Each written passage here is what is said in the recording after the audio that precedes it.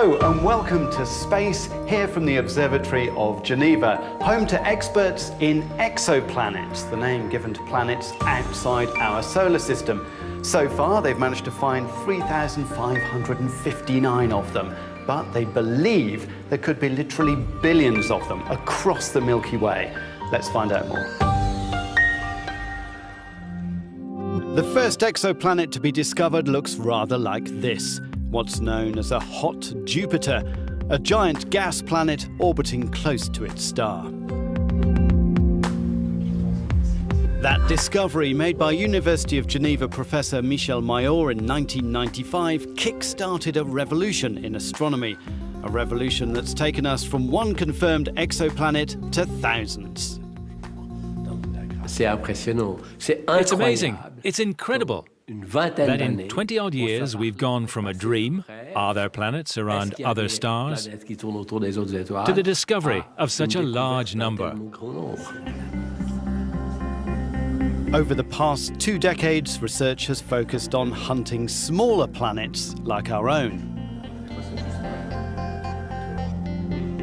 Nowadays people are excited about more specific things, finding habitable planets, rocky planets like Earth, at a distance from the star. That means liquid water can exist there. The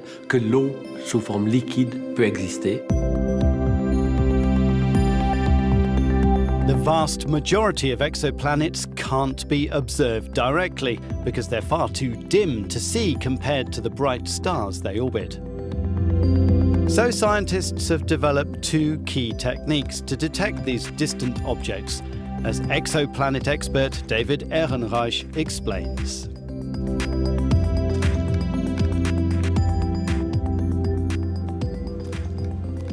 So we're going to do a little simulation to explain how we detect planets. So I've got 2 snowballs. The small one will serve as a giant planet, like Jupiter, a gas giant, and this is its star, a bit smaller than our Sun. The method that we developed here, because we can't observe the planet directly, consists of observing the movement of the star as it's affected by the planet moving around it, and that gives us the mass of the planet. Then, in certain situations, we're lucky and we see the planet pass in front of the star, and that's what we call a transit, a tiny eclipse. And that shows us the size of the planet, and that's what we're going to measure from space with the Cheops mission. Sometimes the planet and the star get away.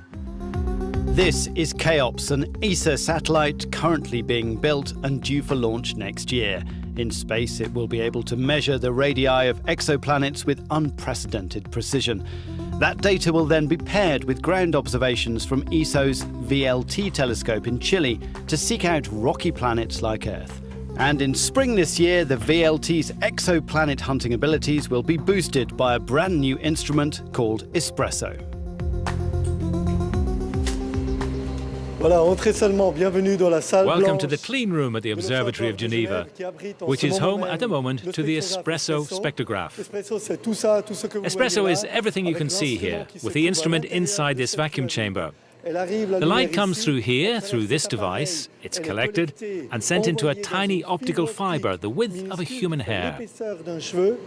This optical fibre takes the light here up to the spectrograph. And there we take the light and we spread it out into its different colors. That's what a spectrograph does, in order to analyze the spectrum and determine the speed of the stars. It's really the best spectrograph we can make today. It's the Ferrari of spectrographs. And it's with that we'll search for habitable Earth-like planets, we hope. It's thanks to innovations like Cheops and Espresso that the field of exoplanet research can expect to accelerate its rate of discovery even further. So will we find another planet like our own, rocky with liquid water and a breathable atmosphere? It's an epic scientific challenge, but British astrophysicist Carol Haswell is optimistic. The dip that would be caused by the Earth transiting across the Sun is 1/100th of 1%. So if you think about that, we need to measure the brightness of a star to a stability of 1/100th of 1% over a time span of 3 years. So that's not a trivial thing to do. And I think it's going to turn out that habitable planets with liquid water on the surface that we could potentially walk around on are going to turn out to be plentiful. Hunting those Earth-like exoplanets demands extreme precision, but the scientific rewards on offer mean the pioneers are now joined by scores of new researchers. That number didn't get there by itself.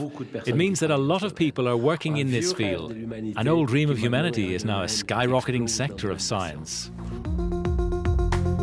From hot Jupiters to frozen ice planets, it's projected our Milky Way is home to over 1 billion exoplanets.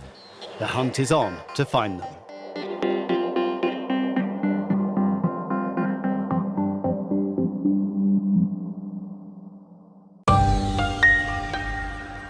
Away from exoplanets now, and to the first episode in our new mini-series, Legends of Space.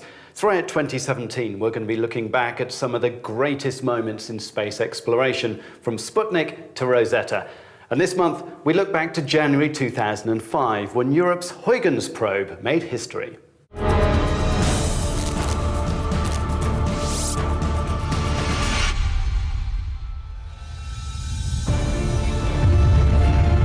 The 14th of January 2005, Huygens landed by parachute on the surface of Titan.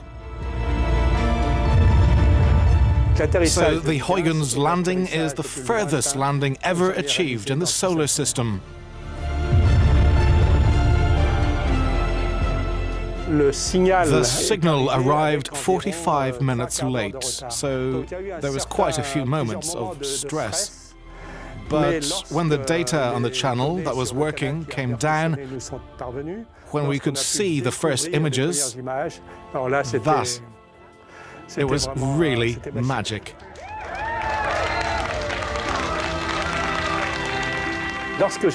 When I first saw the panorama the next day, I said, well, it's the Côte d'Azur. It looks like the Côte d'Azur. But the ingredients are quite different, because it's minus 180 degrees on the surface. So the hills are ice, the liquid is hydrocarbons of methane, and perhaps methane and ethane mixed together. And now Huygens will be forever on the surface of Titan.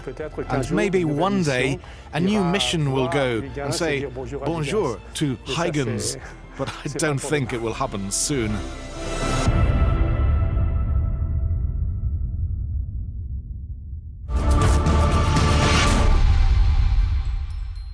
That's all from us here at the Observatory of Geneva. You can keep up to date with other news from the universe on our space blog on Euronews.com.